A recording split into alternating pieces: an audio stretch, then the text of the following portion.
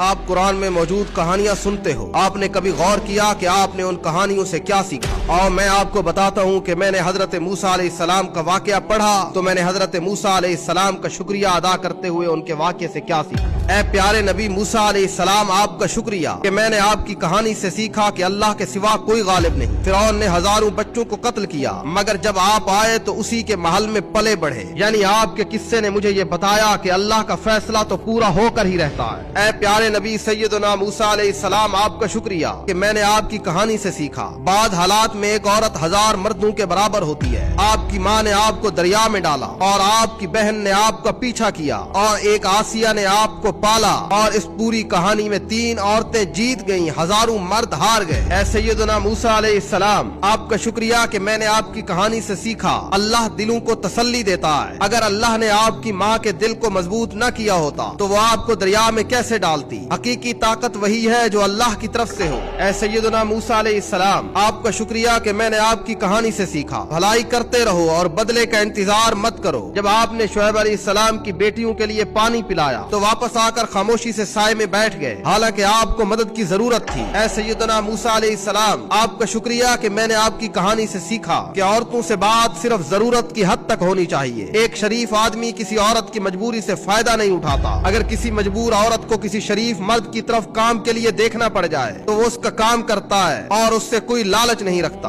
اے سیدنا موسیٰ علیہ السلام، آپ کا شکریہ کہ میں نے آپ کی کہانی سے سیکھا کہ عورت کا سب سے خوبصورت زیور اس کی حیا ہے۔ جس عورت نے آپ کو بلایا، اللہ نے اس کے چہرے یا کپڑوں کا نہیں بلکہ اس کے حیا بھرے چلن کا ذکر کیا کہ وہ بڑے حیا سے چل رہی تھی۔ اے موسیٰ علیہ السلام، آپ کا شکریہ کہ میں نے آپ کی کہانی سے سیکھا کہ شریف آدمی دوسروں کی خوبیوں کو تسلیم کرتا ہے۔ آپ نے اللہ سے کہا تھا کہ میرا بھائی ہارون مجھ سے زیادہ فصیح زبان ہے، اس کو نبوت عطا کر دیجئے۔ سوچو کہ کتنا خوبصورت اور عمدہ اعتراف تھا۔ اے موسیٰ علیہ السلام، آپ کا شکریہ کہ میں نے آپ کی کہانی سے سیکھا کہ بھائی بھائی کا سہارا ہوتا ہے۔ آپ نے اللہ سے اپنے بھائی کو نبوت دے کر اپنا مددگار بنانے کی درخواست کی تھی۔ اس سے بڑا احسان کبھی کسی بھائی نے اپنے بھائی پر اس زمین پر نہیں کیا۔ اے موسیٰ علیہ السلام، آپ کا شکریہ کہ میں نے آپ کی کہانی سے سیکھا کہ اللہ جنگ کے لیے ایسے ہتھیار چنتا ہے جو کسی کے وہم و گمان میں بھی نہ ہوں۔ جو فرشتوں کو حکم دیتا ہے تو فرشتے دریا کو ہتھیار بنا ڈالتے ہیں۔ اے موسیٰ علیہ السلام، آپ کا دل سے شکریہ کہ میں نے آپ کی کہانی سے سیکھا